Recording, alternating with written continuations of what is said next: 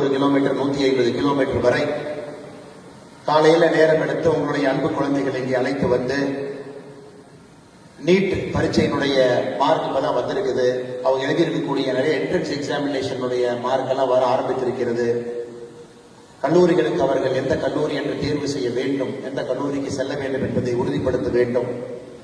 நிறைய கடினமான முடிவுகளை எடுக்கக்கூடிய நேரங்கள். அந்த நேரத்திலும் கூட நீங்கள் எல்லாம் நேரம் கொடுத்து கோவை கொங்கு நண்பர்கள் சங்கம் அவர்கள் அழைத்திருக்கக்கூடிய இந்த விழாவிற்கு வந்திருக்கக்கூடிய நீங்கள் உண்மையான சிறப்பு விருந்தினர்.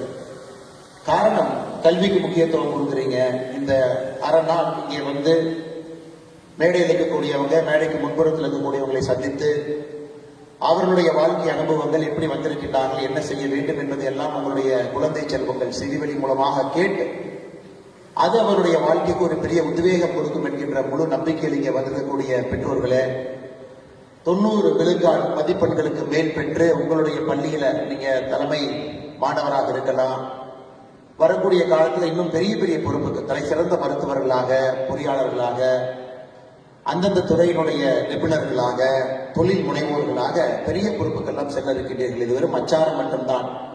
அப்படி வந்திருக்கக்கூடிய மாணவ செல்வங்களே, கோவை கொங்கு நண்பர்கள் சங்கத்தினுடைய மூத்த முக்கியமான உறுப்பினர்களே, அதனால நிறைய ப்ரொஃபஷனல்ஸ் இருக்கிறாங்க. ஞாயிற்றுக்கிழமை நிறைய நேரம் அவங்களுக்கு இருக்கும்.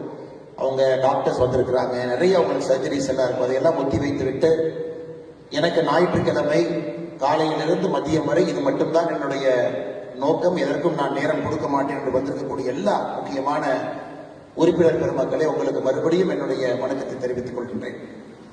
அருமை சொந்தங்களே, எனக்கு அவர்கள் சிறப்பு செய்த பொழுது நான் கேட்ட ஒரே கேள்வி என்னன்னா, மேடையில் இருக்கக்கூடிய மற்ற தலைவர்களுக்கும் சிறப்பிப்பு பண்ணுவீங்களா அப்படின்னு கேட்டேன். காரணம் என்னன்னா, இந்த மேடையில் இருக்கக்கூடிய எல்லா தலைவர்களுமே எனக்கு ஒரு விதத்தில் இன்ஸ்பிரேஷன். அவர்களை பார்த்து நான் வளர்ந்து கொண்டிருக்கின்றேன், இன்னும் அவர்களை பார்த்து கொண்டே இருக்கின்றேன்.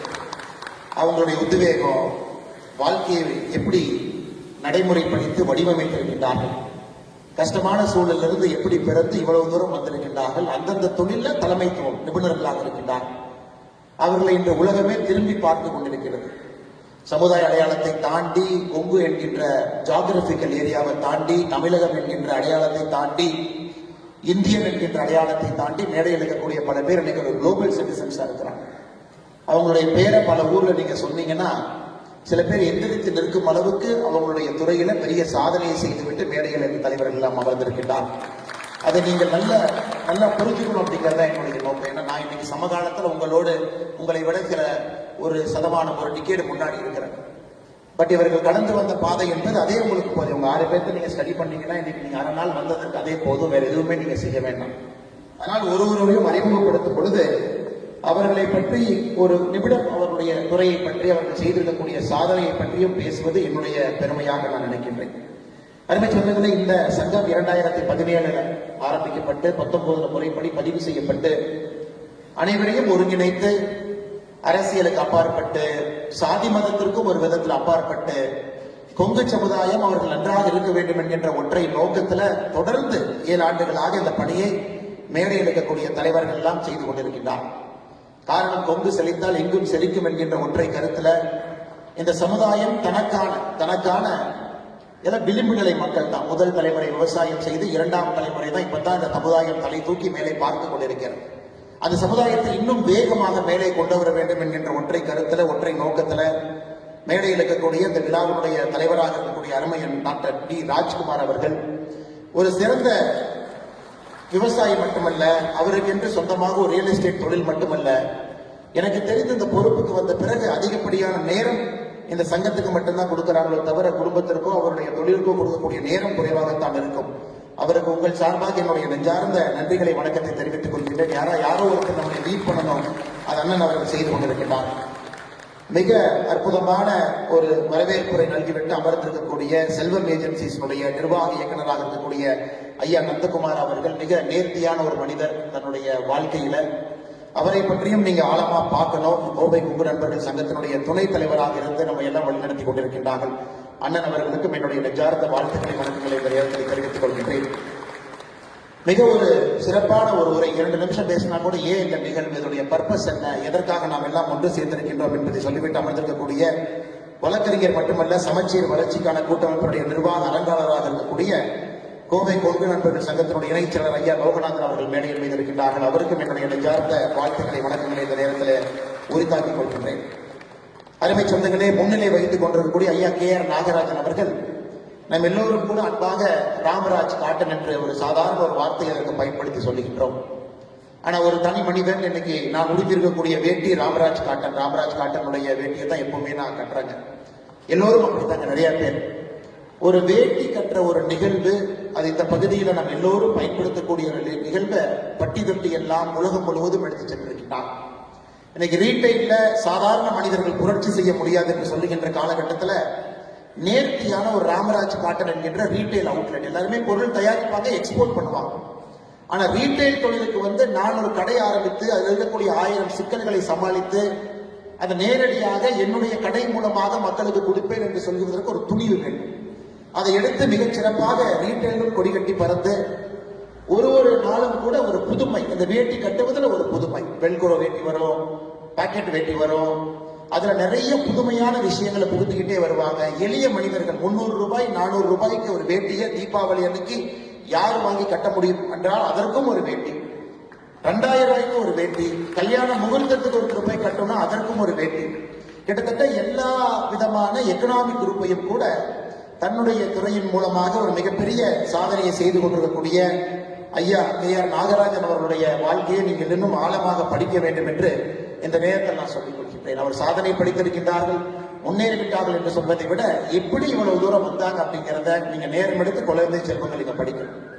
சரஸ்வதி கண்ணையன் அவர்கள் அக்கா அவர்கள் இந்துஸ்தான் கல்விக்குழு இன்னைக்கு ஒரு மிகப்பெரிய ஒரு கோயம்புத்தூர்ல மிக முக்கியமான ஒரு கல்வி நிறுவனம், தமிழகத்துல குறிப்பிட்டு சொல்லும்படி இருக்கக்கூடிய ஒரு கல்வி நிறுவனம். இங்கே வெறும் படிப்பு மட்டுமல்ல, ஒரு மாணவர்களுக்கு கிடைக்கக்கூடிய எக்ஸ்ட்ரா கரிக்குலர் ஆக்டிவிட்டி வேற எந்த கல்வி நிறுவனத்திலும் கிடைக்குமா என்பது எனக்கு ஒரு சந்தேகம் தான். இன்னைக்கு கேட்டுக்குள்ள வந்திருப்பீங்க, நீங்க பார்த்திருப்பீங்க. ஒரு பக்கம் இசை விழா, அதற்கான ஒரு தட்டி இருக்கு. இன்னொரு பக்கம் ரோட்டரி சங்கம் நடத்தக்கூடிய சிலம்பு விழா, அது பக்கம் ஒரு தட்டி இருக்கு. இன்னொரு பக்கம் கோவை கொங்கு நண்பர்கள் சங்கம் நடத்தக்கூடிய விழா ஒரு தட்டி இருக்கும். இந்துஸ்தானை பொறுத்த வரைக்கும் கல்வியை தாண்டி ஒரு நல்ல மனிதர்களை உருவாக்குவதற்கு முழுமையாக இந்த கல்லூரியை பயன்படுத்திக் கொண்டிருக்கக்கூடிய அக்கா சரஸ்வதி கண்ணையன் அவர்களை இந்த நேரத்தில் நான் குறிப்பிட்டாக வேண்டும். அவருடைய வாழ்க்கையை முழுமையாக நீங்க படிக்கணும். ஆரம்பித்த தொழில் வேலை டிரான்ஸ்பார்மர் துறையில் இருந்தாங்க, அதன் பிறகு கல்வித்துறைக்கு வந்தாங்க, அதிலும் பெரிய புரட்சி செய்து கொண்டிருக்கின்றார்கள். எல்லா இடத்திலும் கூட ஒரு நேர்மை என்கின்ற வார்த்தையை கடைபிடிக்கிறாங்க. அவர்களையும் நம்ம படிக்கணும். டாலர் குரூப் கம்பெனி அண்ணன் ராமமூர்த்தி அவர்களுக்கு அறிமுகம் தேவையில்லை. ஒரு கொடிகட்டி பறக்கக்கூடிய ஒரு தொழிலதிபர், ஒரு சாதாரண முதல் தலைமுறை பட்டதாரியாக ஒரு குடும்பமாக ஆரம்பித்த ஒரு டாலர் குரூப் ஆஃப் எக்ஸ்போர்ட்ஸ் எனக்கு உலகத்தில் எல்லா நாடுகளையும் தொட்டு இங்கிருந்து தன்னுடைய பொருட்கள் இங்கிருந்து போகுது. அது மட்டும் இல்ல, நமக்கெல்லாம் பெருமை சேர்த்து கொடுக்கக்கூடிய இந்த மண்ணை சார்ந்த இந்தியாவில் ஒரு துணை ஜனாதிபதி என்பது உங்களுக்கு தெரியும். புரோட்டோகால்ல 2வது வாரண்ட் ஆஃப் பிரசிடென்ட்ஸ்ல 2வது இருக்கக்கூடிய ஒரு மனிதர். அது எல்லோரும் அது ஆக முடியாது. சுதந்திரத்திற்கு பிறகு 5 வருடத்திற்கு ஒருத்தர் நீங்க கணக்கு போட்டீங்கன்னா எத்தனை பேர் ஆயிருக்காங்க? 10 பேர், 11 பேர், 12 பேர் ஆயிருக்கிறாங்க. அதில் இந்த மண்ணை சார்ந்த நம்முடைய ஒருவர் அண்ணன் CP ராதாகிருஷ்ணன் அவர்கள் ஆகியிருப்பது நம்ம எல்லோருக்கும் ஒரு பெரிய பெருமை. அந்த குடும்பத்தில் இருக்கக்கூடிய ஒரு மனிதர். ஏற்கனவே அவரை பற்றி நிறைய சொன்னாங்க. ஏன்னா இங்க இருப்பவர்களுக்கு செல்வம் என்பது பொருட்டு இல்லை என்றாலும் கூட அந்த செல்வத்தை சரியான முறையில் செலவு செய்ய வேண்டும் என்கின்ற எண்ணம் கொடுத்திருக்கக்கூடிய ஆண்டவனை இந்த நேரத்தில் நம்ம பாராட்டணும். அதனால் பெரிய நிதி உதவி செய்து தொடர்ந்து ஒரு பெரிய வளர்ச்சி மனிதராக இருக்கக்கூடிய அண்ணன் ராமமூர்த்தி அவர்களுக்கும் என்னுடைய மரியாதை கலந்த வணக்கத்தை இந்த நேரத்தில் தெரிவித்துக் கொள்கிறேன். ப்ரொஃபசர் டாக்டர் பழனிவேல் அவர்கள் இன்னைக்கு ஒரு மாணவர் எப்படி இருக்க வேண்டும் அப்படின்னு கேட்டீங்கன்னா பழனிவேல் ஐயாவை போல் இருக்க வேண்டும் என்று சுருக்கமாக முடித்துவிட்டு என்னுடைய இருக்கையில் சென்று அமர்ந்து கொள்வேன். ஒரு சாதாரண விவசாய குடும்பம், முதல் தலைமுறை, விவசாயம் செய்வதற்கு வாய்ப்பில்லாத ஒரு ஊர். அங்கிருந்து அவருடைய பெற்றோர்கள்லாம் மலேசியால போய் ஒரு பாமாயில் எஸ்டேட்ல கூலி தொழிலாளர்களாக தன்னுடைய வேலையை ஆரம்பிக்கிறார். அதே பாமாயில் எஸ்டேட்ல கூலி தொழிலாளியாக தன்னுடைய வாழ்க்கையை ஆரம்பித்தவர் ஐயா டாக்டர் சி பழனிவேல் அவர்கள். அந்த புத்தகத்தை நீங்க படிச்சீங்கன்னா ஒரு வார்த்தையும் கூட உங்களுக்கு ஒரு பெரிய ஒரு உத்வேகத்தை கொடுக்கும். அதுல படிப்படியாக இருந்து அந்த எஸ்டேட்டுக்குள்ள இருந்த பள்ளிக்கூடத்துல படிச்சு அதன் பிறகு தன்னுடைய தாய்க்கு கூலியை கூட மரியாதையாக கொடுக்கவில்லை என்று சொன்ன அந்த எஸ்டேட்ல இருந்த கங்காணியை எதிர்த்து நின்ற துணிவு அந்த சின்ன வயசுல கிட்டத்தட்ட சில ஆண்டுகள் பள்ளிக்கு போக முடியாத ஒரு நிலைமை, ஸ்கூலே டிராப் அவுட். அதன் பிறகு படிப்படியாக தமிழகத்திற்கு திரும்ப நல்ல ஒரு தலைமை ஆசிரியர் பழனிவேல் என்கின்ற மாணவன் அந்த ஆண்டு பள்ளிக்கூடத்திலிருந்து வெளியே போனார். அதனால எந்த சர்டிபிகேட்டையும் பார்க்காம அதே பழனிவேல் என்கின்ற பெயர் இருக்கக்கூடிய இவரை அந்த மாணவருக்கு பதிலாக அந்த பள்ளிக்கூடத்தில் அட்மிஷனை கொடுத்து படிப்படியாக வளர்ந்து சென்னையில ஒரு தமிழகத்தினுடைய தலை சிறந்த மருத்துவக் கல்லூரி எல்லா இடத்திலும் படித்து சேலத்தில் ஒரு மருத்துவமனையை ஆரம்பிக்க வேண்டும் என்கின்ற உத்வேகம் அவருக்கு இருந்தும் கூட மறுபடியும் மேற்படிப்புக்கு செல்ல வேண்டும் என்று படித்து முடித்துவிட்டு நம்முடைய கோயம்புத்தூர்ல தன்னுடைய மருத்துவமனையை இங்கே கொண்டு வர வேண்டும் என்று இந்த துறையினுடைய ஒரு தலை சிறந்த நிபுணரா இன்னைக்கு எனக்கு கிட்டத்தட்ட 2011 எனக்கு ஒரு அறுவை சிகிச்சை செய்தார். போலீஸ் ட்ரைனிங்ல இருந்து வந்து அவர்கிட்ட அறுவை சிகிச்சை செய்து கொண்டு போனேன். அப்போ All India Institute of Medical சயின்ஸ்ல டாக்டர் ஒரு குழு நம்மளை பரிசீலனை பண்ணுவாங்க, சரியா மருத்துவம் கொடுத்துருக்காங்களான்னு பார்ப்பாங்க. பார்த்தா தான் ட்ரைனிங் கண்டினியூ பண்ண முடியும். அப்போ என் ஃபைலை கொண்டு போய் நான் கொடுத்தேன். எய்ம்ஸ் டாக்டர்ல உட்கார்ந்துருந்தாங்க. அவங்க செக் பண்ணிட்டு ஒரு ட்ரைனிங் உடனே போனோமா இல்லை 6 மாசம் டிலே பண்ணணுமாங்கிற முடிவு எடுப்பாங்க. பார்த்தாங்க, யார் சர்ஜரி பண்ணாங்கன்னு பார்த்தாங்க. டாக்டர் சி பழனிவேலுங்கிற பேர் இருந்துச்சு. அதுக்கப்புறம் அந்த ஃபைலை அவங்க தொடர்ந்து பார்க்கவே இல்லை. ஒரு பஞ்சாபி இருந்தார் அந்த டாக்டர். நான் கேட்டேன் என்ன காரணம் கேட்டேங்க. அவர் எழுதின டெக்ஸ்ட் புக்கை தாங்க நாங்க படிக்கிறோம். நாங்க யாருங்க அவருக்கு பண்ண சர்ஜரியை ஒரு ஃபைலை தொடர்ந்து பார்த்து சர்டிஃபிகேட் பண்றதுக்கு நாங்க யாரு? அது போன்ற ஒரு மனிதர் இன்னைக்கு கூட சமீபத்தில் ஒரு வீடியோ பார்த்து அமெரிக்காவிலிருந்து வந்தாரு. நேரடியாக 2 அறுவை சிகிச்சை செய்தாரு. உடனடியாக விமானத்தை பிடிச்சாரு, கோயம்புத்தூர் வந்தார், அடுத்த வேலையை செய்தார். அப்படிப்பட்ட பெருமைக்கெல்லாம் ஒரு சொந்தக்காரர், அற்புதமான ஒரு மனிதர் டாக்டர் ஐயா பழனிவேல் அவருடைய அந்த புத்தகத்தை எதற்காக நான் ஐயாவை பற்றி அதிகமா பேசுறேன்னா, அந்த புத்தகம் உங்க கையில் இருக்கு. அந்த புத்தகத்தை மட்டும் நீங்க படிங்க, வேற எதுவுமே செய்ய வேண்டாம். ஒரு கஷ்டத்திலிருந்து எப்படி வெளியே வரலாம், எப்படி நெஞ்சுரத்தோடு நிற்கலாம், நம்முடைய உரிமையை விட்டுக் கொடுக்காம எப்படி இருக்கலாம். கர்ம வீரர் காமராஜர் ஐயா பழனிவேல் ஐயா பல ஆண்டுகளுக்கு முன்பு அரசியலுக்கு வர சொன்னாங்க. காமராஜர் ஐயா எப்படிப்பட்ட அரசியல்வாதி என்று உங்களுக்கு தெரியும். அதனாலதான் politics loss is society's gain என்று சொல்வேன். அன்னைக்கு ஒரு அரசியலுக்கு சென்று இருக்கலாம், ஒரு எம்எல்ஏ எம்பி மந்திரி ஆகிருக்கலாம், பெரிய பொறுப்புக்கெல்லாம் போயிருக்கலாம். அன்னைக்கு அவருக்கு ஆஃபர் வந்த பொழுது எனக்கு இது வேண்டாம், நான் மருத்துவராக மட்டும் இருக்க விருப்பப்படுகின்றேன் என்று அன்னைக்கு அந்த 1960 காலகட்டத்தில் நிறைய பேருக்கு இந்த செய்தி தெரியாது. 1960 காலகட்டத்தில் எனக்கு அரசியல் வேண்டாம், நான் என்னுடைய மருத்துவத்திற்கு மட்டும் மரியாதை கொடுப்பேன் என்று சொன்ன ஒற்றை காரணத்திற்காக நான் எல்லோரையும் கற்றுக்கக்கூடிய ஒரு மனிதர். இந்த புத்தகத்தை நீங்க கண்டிப்பா படிக்கணும். வாங்கிட்டீங்க, வீட்டில் வச்சுட்டீங்க, தவற பண்ணிடாதீங்க. அந்த புத்தகத்தை நான் 3 முறை படித்து விட்டேன். அடிக்கடி படிப்பேன். அடிக்கடி அந்த புத்தகத்திலிருந்து ரெஃபரன்ஸ் எடுப்பேன் கோட் பண்றதுக்காக. அதற்காகத்தான் இதை நான் சொல்லுகின்றேன் அருமை சொந்தங்கள். அதே போல முன்னாள் வட்டாட்சியராக கோயம்புத்தூர் பகுதியினுடைய வளர்ச்சிக்கு உறுதுணையாக இருந்தவர். கிட்டத்தட்ட எனக்கு ஒரு 10-12 ஆண்டுகளாக பழக்கம் இருக்கக்கூடிய ஒரு மனிதர். அதிகாரம் இருந்த பொழுதும் அப்படியே, அதிகாரம் இல்லாத பொழுதும் அப்படியே இருக்கக்கூடிய கோவை கொங்கு நண்பர்கள் சங்கத்தினுடைய செயலராக இருக்கக்கூடிய ஐயா சுப்பிரமணியம் அவர்களுக்கும் இந்த நேரத்தில் என் நெஞ்சார்ந்த வாழ்த்துக்களை, வணக்கங்களை, நன்றிகளை தெரிவித்துக் கொள்வதனுடைய கடமையாக நான் கருதுகின்றேன். அதே மேடையின் மீது அமைதியா பின்னாடி இருக்கையில் 3 பேர் இருக்கிறாங்க. ஆர்பி யமஹாவுடைய தலைவராக இருக்கக்கூடிய ஐயா பாண்டியன் அவர்கள் அக்ரிகல்ச்சர் யூனிவர்சிட்டியில் படித்தவர். நிறைய வாய்ப்புகள் அவருக்கு இருந்து கூட ஒரு யமஹா ஷோரூம் இங்கே ஆரம்பித்து பல தொழில்களை ஆரம்பித்து எப்பொழுதும் கூட ரொம்ப நான் எப்பவுமே பார்ப்பேன், ஜாதகத்தின் மீது நம்பிக்கை இல்லை. ஏன் நம்பிக்கை இல்லைன்னா உழைப்பு மட்டும்தாங்க. உழைச்சா யார் வேணாலும் ஜெயிக்கும். எதுக்கு ஜாதகம் பார்க்குறீங்கன்னு யாராவது ஜாதகம் எடுத்துட்டு போனா கூட அதை புதுக்கி வைக்கக்கூடிய ஒரு ஆள். அப்படி உழைப்பை மட்டும் நம்பி இவ்வளவு தூரம் ஐயா வந்திருக்கின்றார்கள். ஐயா ஆர்பி பாண்டியன் ஐயா அவர்களுக்கும் என்னுடைய மரியாதை கலந்த வணக்கத்தை, வாழ்த்துக்களை தெரிவித்து எல்லா கௌரவ தலைவர்கள், மேடையின் மீது இருக்கக்கூடிய எல்லா கௌரவ தலைவர்கள், பின்னருக்கையில் இருக்கக்கூடியவர்கள், நிர்வாகிகள், பொருளாளர்கள், நிர்வாக உறுப்பினர்கள் எல்லோருக்கும் என்னுடைய மறுபடியும் வணக்கத்தை தெரிவித்துக் கொள்கின்றேன். அருமை சொந்தங்களை எதற்கு இடத்துல 10 நிமிஷத்துக்கு எடுத்துக்கிட்டேன் அப்படின்னாங்க, இவர்கள் எல்லோரும் பாடம் படிக்க வேண்டியவர்கள் என்று சொல்வதற்காக. நம்ம யாரையோ இப்போ எங்கெங்கேயோ தொலாம். ஒரு பெரிய ஒரு தலைவருடைய பெயரை சொல்லும் பொழுது நமக்கு ரொம்ப ஃபேன்சியா இருக்கும். அவங்க ஜெயிச்சுட்டாங்க, அவங்க வாழ்க்கையில் இருந்து கத்துக்கலாம். ஆனா நம்ம கிட்ட ஆடம்பரமே இல்லாம சாதாரணமா ஒரு வாழ்க்கை வாழக்கூடியவங்களை பெரும்பாலும் நாம் நிறைய நேரத்தில் ஏறெடுத்து கூட பார்ப்பதில்லை. அதனால் இங்க இருக்கக்கூடிய தலைவர்களாக இருக்கட்டும், முன்னறிக்கையில் பெரிய நிபுணர்கள் இருக்கிறாங்க, தொழில்துறையில சாதனை புரிந்தவர்கள். வருங்காலத்தில் அவர்களும் இந்த மேடைக்கு வருவாங்க. பெரிய மருத்துவர்கள், டாக்டர்ஸ், ஆர்த்தோபெடிக் சர்ஜன்ஸ் இருக்கிறாங்க. சொந்தமாக மருத்துவம் நடத்தும் அரசு வேலையில் இருந்தவங்க விட்டுட்டு வந்து சொந்த மருத்துவமனை நடத்தி ஏழை எளிய மக்களுக்கு மருத்துவம் கொடுப்பவர் இருக்கிறாங்க. எக்ஸ்ட்ரீம்லி ஃபைனஸ்ட் சார்ட்டர்ட் அக்கௌண்டன்ட்ஸ், இந்த கொங்கு பகுதியினுடைய தலை சிறந்த ஆடிட்டர்ஸ் உட்கார்ந்து இருக்கிறாங்க. நிறைய தொழில் முனைவோர்கள், விவசாய பெருமக்கள், இயற்கை விவசாயிகள், வேளாண் விவசாயிகள் எல்லாம் இங்க இருக்கிறாங்க. ரூட்ஸ் ஐயாவுடைய எப்பொழுதுமே நமக்கு தெரியும், ஐயா அவங்க பேசினாவே அந்த மோட்டிவேஷன் லெக்சர் எல்லாரும் உட்கார்ந்து மணிக்கணக்காக கேட்போம். ஐயா அவர்களும் வந்திருக்கிறார்கள். அதனால் முன்னறிக்கையில் இருக்கக்கூடியவர்களும் பெரிய மனிதர்கள் இருக்கின்றார்கள். அவர்களுக்கும் என்னுடைய வணக்கத்தை, வாழ்த்துக்களை தெரிவித்து, அருமை சொந்தங்களே, உங்களுக்கு ஒரே ஒரு சின்ன உதாரணத்தை மட்டும் கொடுத்து என்னுடைய பேச்சை ஆரம்பிக்க வேண்டும் என்று நினைக்கின்றேன். காரணம், அந்த பருவத்தில் இருக்கிறீங்க. You are in an age where you can make a change. அந்த சேஞ்சுங்கிறது லாஸ்டிங் சேஞ்சா உங்களை தாண்டி நிற்கக்கூடிய ஒரு சேஞ்சை கொடுக்கக்கூடிய வயசுல நீங்க எல்லாம் உட்கார்ந்து இருக்கிறீங்க மாணவ செல்வம். நீங்க உதாரணத்துக்கு இன்னைக்கு காலையில உங்க வீட்டுக்கு வெளியே இருக்கிறீங்க, ஒருத்தர் ஓடிட்டு போறாருன்னு வச்சுக்கோங்களேன். 2000 வச்சுக்கலாங்க, 20 வருஷம் பின்னாடி போயிடும். அதை ஓடிட்டு போற நிறுத்தி அண்ணன் என்னென்ன பண்றீங்கன்னு கேட்குறீங்க. அவர் சொன்னார், தம்பி நான் சின்ன ஆள் தான், இப்ப ஒரு 4-5 கம்பெனி ஆரம்பிக்கலாம்னு இருக்கிறேன் அப்படிங்கிறார். நீங்க திரும்ப ஒருத்தர் கேட்குறீங்க, என்னென்ன கம்பெனி ஆரம்பிக்க போறீங்க? தம்பி பிரெயின்ல வந்து சிப்பு வைக்கக்கூடிய ஒரு கம்பெனி ஆரம்பிக்கலாம்னு பாக்குறேன் அப்படின்பாரு. நீங்க அப்பயே பார்ப்பீங்க, என்ன பைத்தியக்காரனா இருப்பாரு, காலங்காலத்தில் நம்ம கண் முன்னாடி மாட்டியிருக்காரு. சரி இருந்தும் பேசுவேன்னு சொல்லிட்டு சொல்லுங்க. நான் எல்லாருமே டிரைவர்லெஸ் கார் தங்கச்சி, எல்லாருமே டிரைவர்லெஸ் கார் தான் நம்ம உலகத்துல இப்ப இருந்து கொஞ்ச நாள் கழிச்சு ஓட்டணும், அந்த கம்பெனி ஆரம்பிக்கலாம்னு பாக்குறேன். அப்ப நீங்க கண்டிப்பா முடிவு பண்ணிடுவீங்க, கண்டிப்பா அவங்க ட்ரேட்மார்க் பைத்தியக்காரன் தான். ஏன்னா 2 விஷயத்த சொல்றாரு. அதோட நிக்கல, மறுபடியும் இன்னும் ஒரு படி முன்னாடி போறாரு. இல்ல இன்னும் ஒரு 10 வருஷம் 5 வருஷம் கழிச்சு எல்லா பக்கம் சோலார் அப்படிங்கறத அடிப்படையா கொண்டு வந்து இந்த எலக்ட்ரிசிட்டியினுடைய கன்சம்ஷன் பேட்டர்னே மாத்த போறாங்க. அப்போ பாக்குறீங்க, என்னடா அவன் முழு பைத்தியக்காரனா இருப்பான், தொடர்ந்து பேசிட்டே இருக்கான். அப்புறம் மறுபடியும் இன்னும் அதோட இடத்துல இன்னும் ஒரு படி முன்னாடி போறாரு. ரீயூசபிள் ஸ்பேஸ் வெஹிக்கிள் மேல லான்ச் பண்ணலான்னு பாக்குறேன்.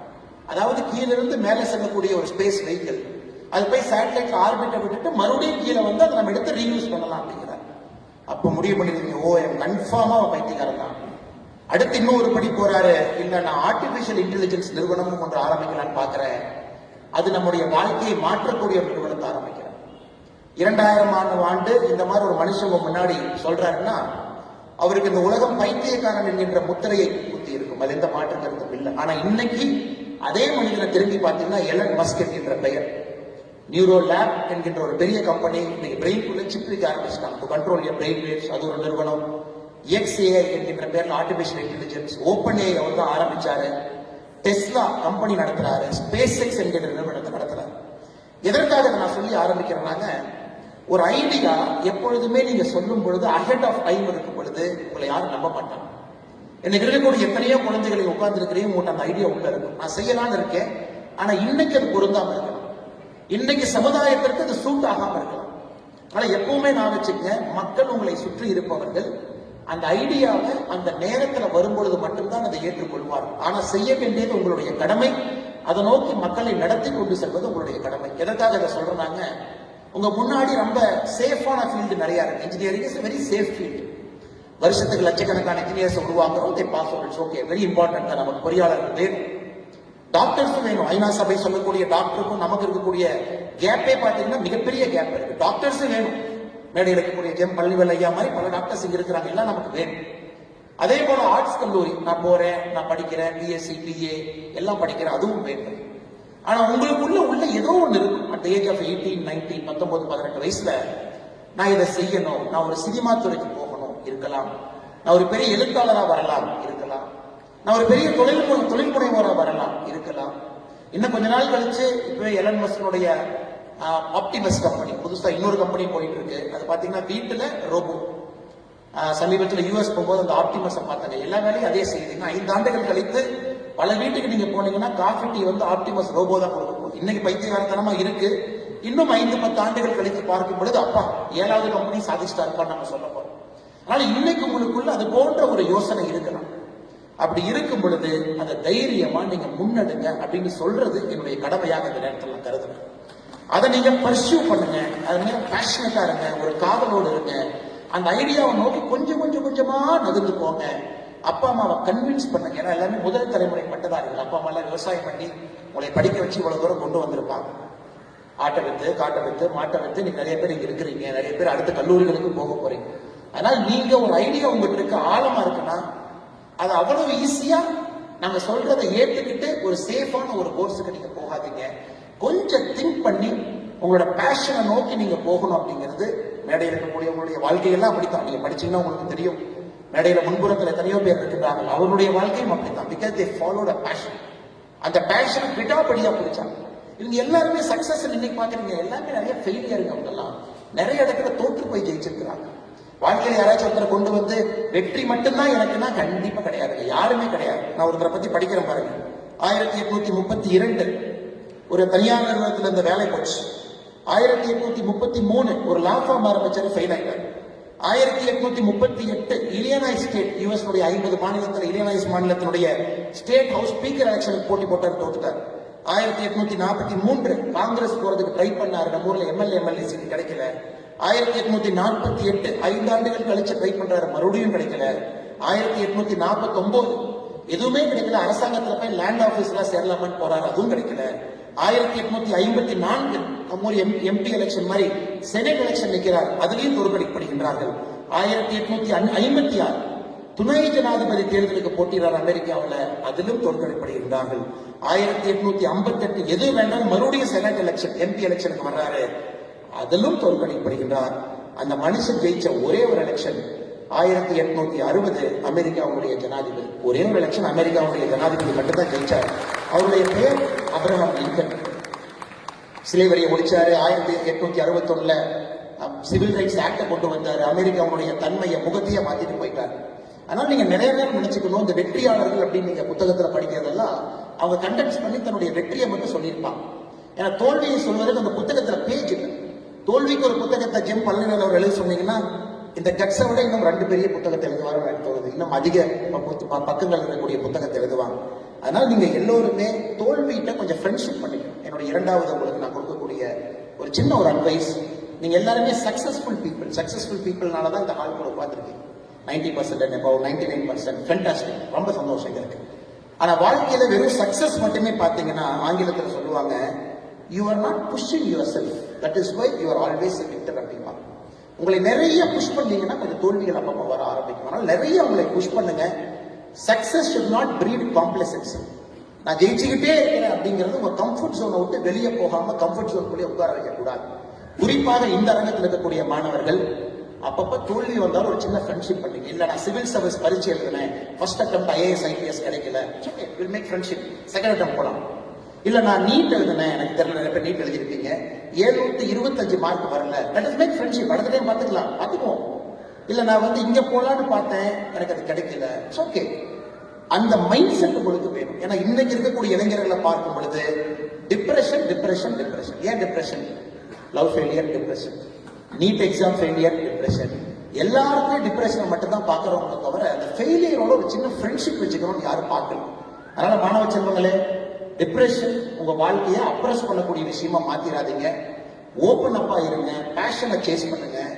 வெற்றியாளர்களை மட்டும் பார்க்குறீங்க, அந்த வெற்றியாளர்களுக்கு பின்னாடி இருக்கக்கூடிய தோல்வியை பார்க்க மாட்டேங்க. அண்ணன் CP ராதாகிருஷ்ணன் நம்முடைய துணை ஜனாதிபதி, ஒரு அற்புதமான மனிதர். நான் பழகியதில் ஒரு எளிமையான, நேர்மையான, ஒரு நல்ல ஒரு மனிதர், எந்த டவுட்டும் கிடையாது. ரொம்ப ஒரு தேசியவாதி, ஒரு பற்றாளர், சொந்தமா ஒரு நிறுவனத்தை நடத்தினாரு. ஒரு நாள் அலுவலகத்தில் என்கிட்ட சொன்னாரு, என்னை எப்பொழுதுமே அன்பா தலைவரேன்னு கூப்பிடுவார். கூப்பிடும் போதெல்லாம் நான் எந்திரிச்சு நிற்குவேன். நான் சொன்னேன், அண்ணா என்னன்னு? இல்லை நம்மளை கொஞ்சம் ஸ்பின்னிங் மில்லுக்கு அதிக நேரம் கொடுக்கணும், ஒரு 6 மாசம் ஸ்பின்னிங் மில் பக்கம் போயிட்டு வரனார். நான் ஏன்னு கேட்டேன், இந்த பொது வாழ்க்கையில ஸ்பின்னிங் மில் கொஞ்சம் அவுட் ஆஃப் கண்ட்ரோல் இருக்கு, நான் அங்கே போறேன். 6 மாசம் போனேன். அப்புறம் கேரளாவுடைய ஒரு பொறுப்பு, சின்ன பொறுப்போ பெரிய பொறுப்போ, அதையும் செஞ்சார்.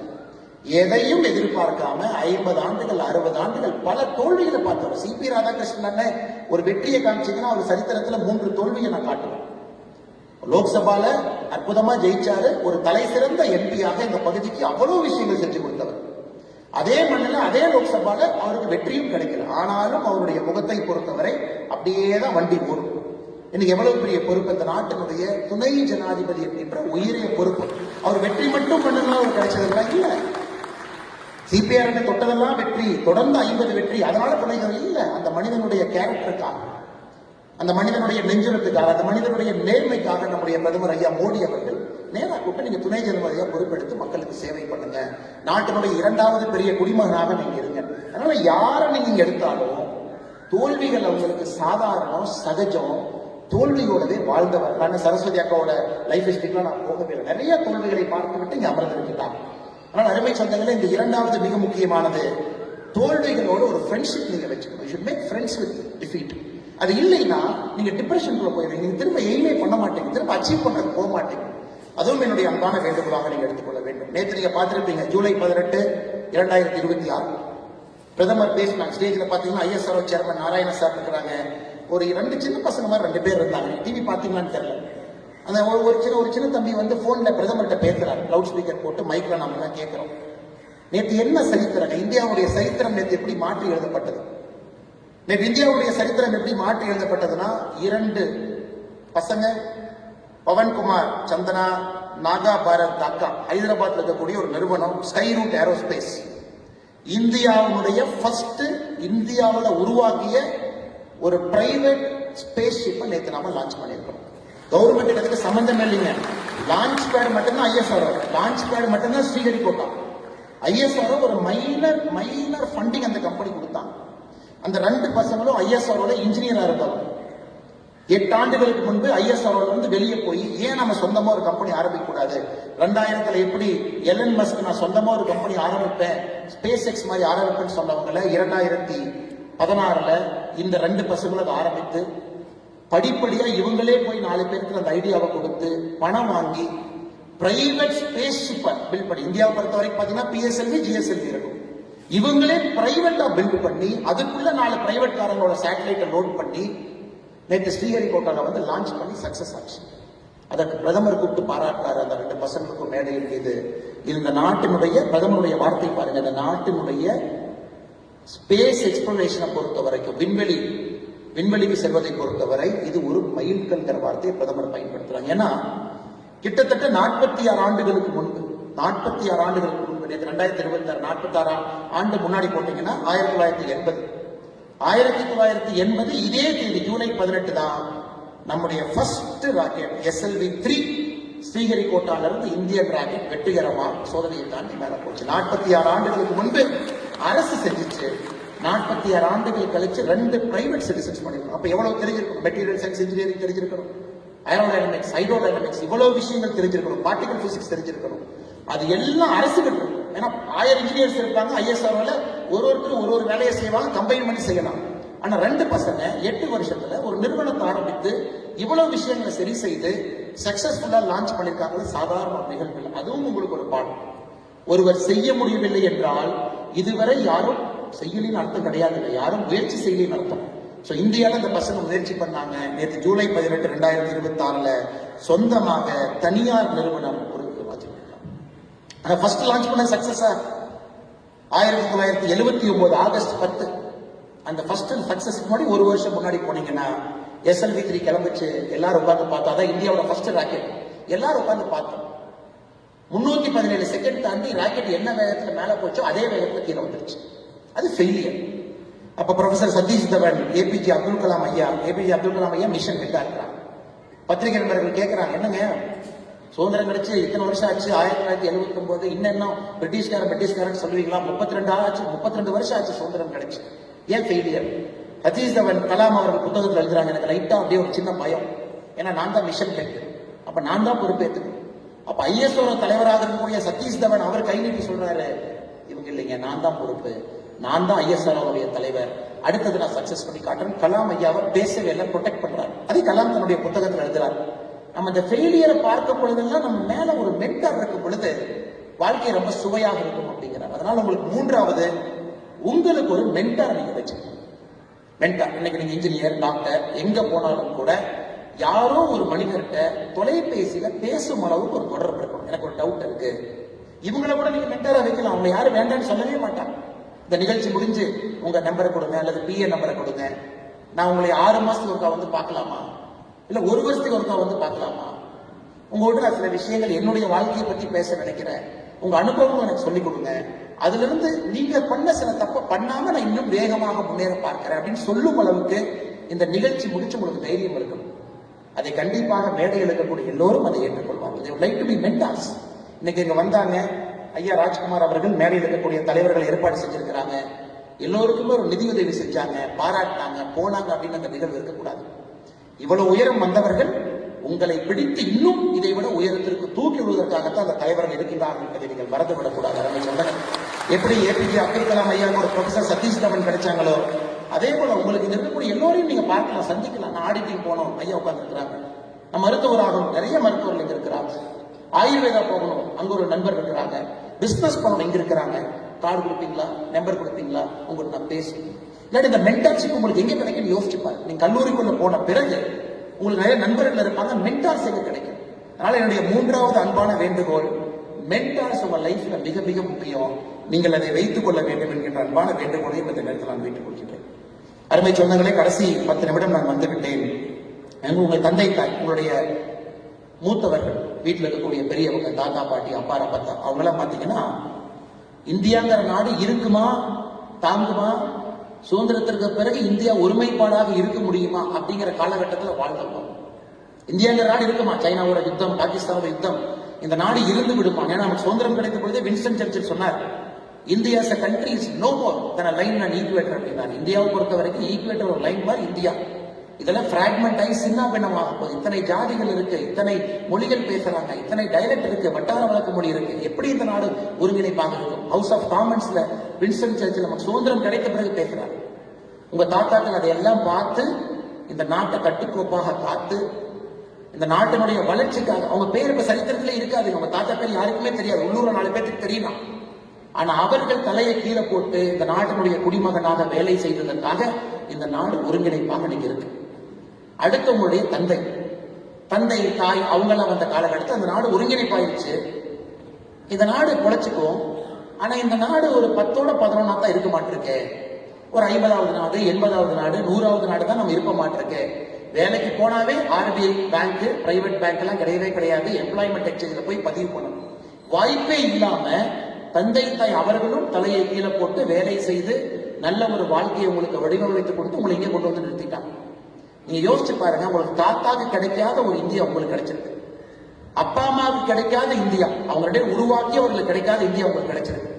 அப்ப நீங்க ரிஸ்க் எடுக்கல, போல்டா இல்ல, இன்னும் தைரியமா நீங்க பணி செய்யல, இன்னும் அடுத்த கட்டம் நீங்க சிந்திக்கலினா உங்களுடைய வாழ்க்கைக்கு நீங்களே துரோகம் செய்து கொண்டிருக்கின்றனர்.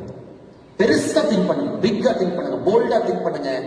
இந்த இந்தியாவை பொறுத்தவரை இன்னைக்கு உலகத்தினுடைய 4வது பெரிய பொருளாதார நாடு வந்துட்டோம். 4வது பெரிய பொருளாதார நாடு அப்படியே படிப்படியா வந்துட்டோம். அமெரிக்கா, சைனா அவங்க 2 பேரும் மேல இருக்காங்க. 3வது வந்து விடுவோம். கொஞ்சம் பெரிய விஷயம் இல்லைங்க. Third also we will come very soon. We are touching. Germany, Japan 2 பேர் தான் 3-4 மாத்தி இருப்பாங்க. அதையும் ஓவர்டேக் பண்ணிட்டோம். சோ நீங்க காலேஜ் முடிக்கிறதுக்குள்ள, நீங்க மருத்துவராக இருந்தா 5 வருஷம், இன்ஜினியரிங்கா இருந்தா 4 வருஷம் முடிப்பதற்குள்ள உலகத்தினுடைய 3வது நாடாக வந்து விடுவோம். அமெரிக்காவுக்கும், சைனாவுக்கும், இந்தியாவுக்கும் 3வது வந்துருவோம்.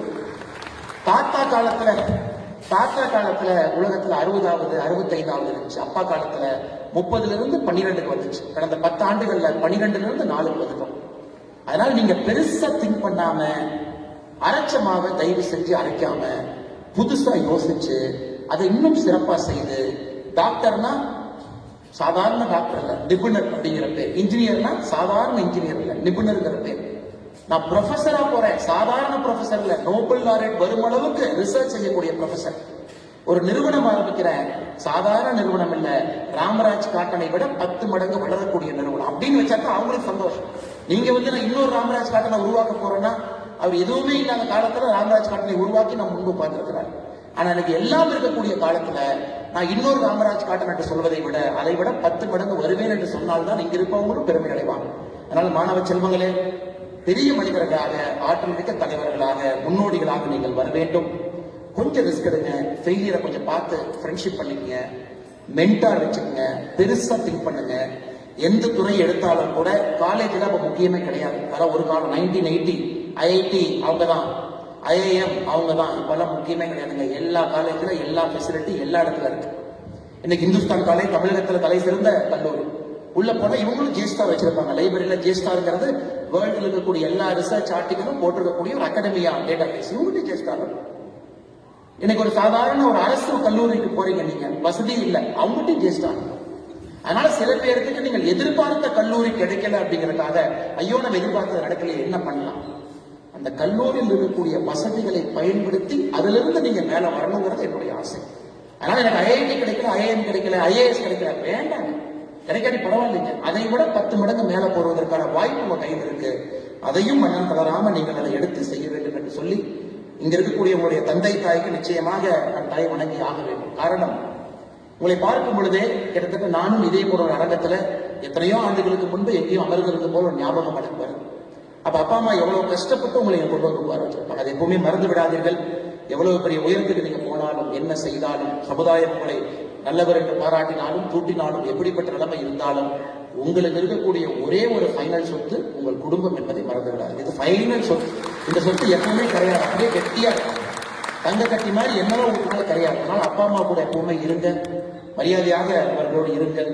சமுதாயத்தின் மீது ஒரு பெரிய பற்றோடு இருங்கள். ஐயா சொன்னாங்க, எந்த ஒரு சமுதாயத்தையும் இகழ வேண்டிய அவசியம் கிடையாது.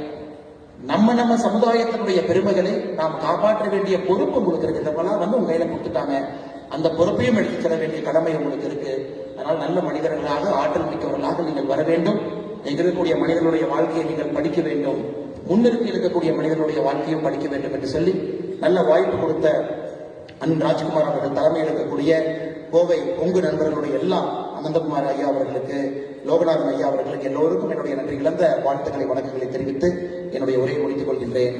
நன்றி, வணக்கம். தமிழகம் வாழ்க, பாரதம் வளர்க.